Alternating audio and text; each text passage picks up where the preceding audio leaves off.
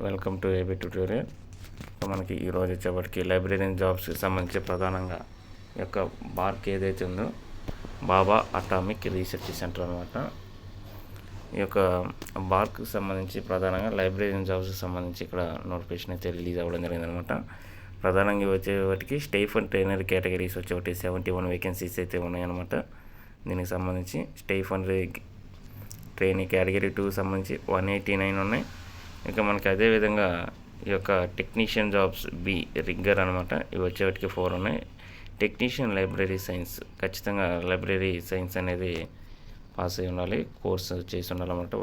ఒక వేకెన్సీ ఉంది.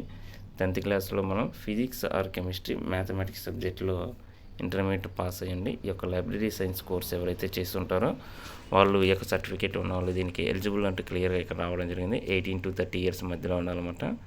21,000 వరకు కూడా ఈ యొక్క శాలరీస్ అనేవి చెల్లించడం జరుగుతుంది. ఇంకా మనకి వెబ్సైట్ వచ్చేటి nrbap.ply అనమాట. సో ఇది మనకి ప్రధానంగా బార్క్ నుంచి రిలీజ్ అయినటువంటి నోటిఫికేషన్. అదేవిధంగా తెలంగాణ రాష్ట్రానికి సంబంధించి కనుమరుగవుతున్న దాశరథి గ్రంథాలయం అంటూ ఈ యొక్క లైబ్రరీస్కి సంబంధించి కూడా మనకి ఇక్కడ ప్రధానంగా రావడం జరిగింది. ఈ యొక్క రెయిన్ సీజన్లో బుక్స్ అనేవి తడవడం జరుగుతుంది. పట్టించుకొని ఈ యొక్క ఆఫీసర్స్ పాలకులు అనమాట. చెదలు పట్టిన గ్రంథాలు మహాకవులకు అవమానం అంటూ ప్రధానంగా మనకి ఆర్టికల్ అయితే రావడం జరిగింది.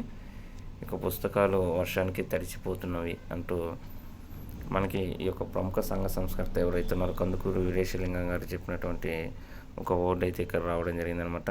చిరిగిన చొక్కా అయినా తొడుక్కో, ఒక మంచి పుస్తకం కొనుక్కో. ఇటువంటి ఇంపార్టెన్స్ కలిగినటువంటి లైబ్రరీస్ వీటిని నిర్లక్ష్యానికి గురవుతున్నాయంటూ కూడా ఇక్కడ రావడం జరిగిందనమాట. సో మనకి ఆంధ్రప్రదేశ్ తెలంగాణ రాష్ట్రాలకు సంబంధించి గతంలో ఈ లైబ్రరీ వ్యవస్థకు సంబంధించి క్లియర్గా మనం అప్డేట్స్ అయితే ఇవ్వడం జరిగింది. ఇంకా మనకి ప్రజెంట్ అయితే ఆంధ్రప్రదేశ్ రాష్ట్రానికి సంబంధించి డిజిటల్ లైబ్రరీస్ యొక్క కన్స్ట్రక్షన్ అయితే జరుగుతుందన్నమాట. ఈ డిజిటల్ లైబ్రరీకి సంబంధించి మనకి ఆచార్య నాగార్జున యూనివర్సిటీకి సంబంధించి రీసెంట్గా ఎగ్జామ్స్ కూడా మనకి వీటికి సంబంధించి జరగడం జరిగింది. అంటే ఈ యొక్క బిఎల్ఎస్సి కోర్స్ కానివ్వండి, ఎంఎల్ఎస్సి కోర్స్ కంపల్సరీగా చేసి ఉండాలన్నమాట.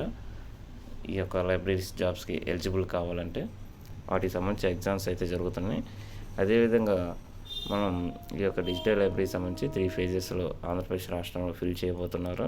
దానికి సంబంధించి కూడా మనకు క్లియర్గా చెప్పడం జరిగిందనమాట.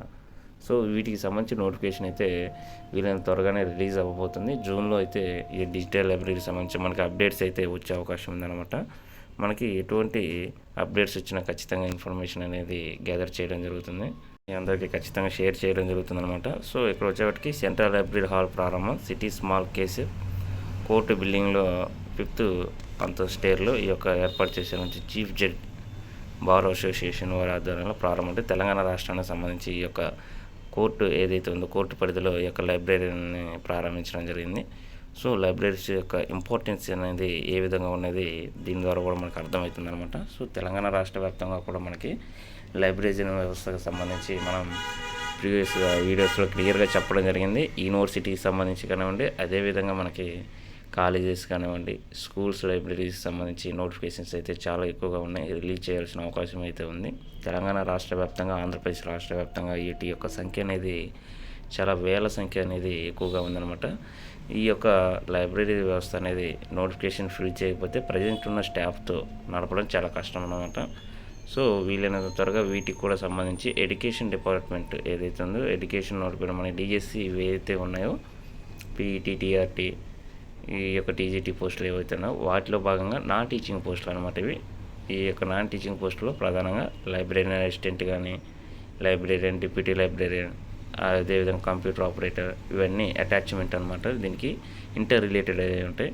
సో ఈ యొక్క నాన్ టీచింగ్ భాగంగా వీటిని రిలీజ్ చేసే అవకాశాలు అయితే చాలా ఎక్కువగా ఉన్నాయన్నమాట. ప్రజెంట్ అయితే మనకి తెలంగాణ రాష్ట్రానికి సంబంధించి గ్రూప్ 1, గ్రూప్ 2, అదేవిధంగా ఈ యొక్క ఎస్ఐ కానిస్టేబుల్కి సంబంధించి నోటిఫికేషన్స్ అయితే రిలీజ్ అవ్వడం జరిగింది. ఆంధ్రప్రదేశ్ రాష్ట్రానికి సంబంధించి కూడా జూనియర్ అసిస్టెంట్స్ కానివ్వండి, గ్రూప్ 1కి సంబంధించి కానీ రిలీజ్ అవ్వడం జరిగిందనమాట.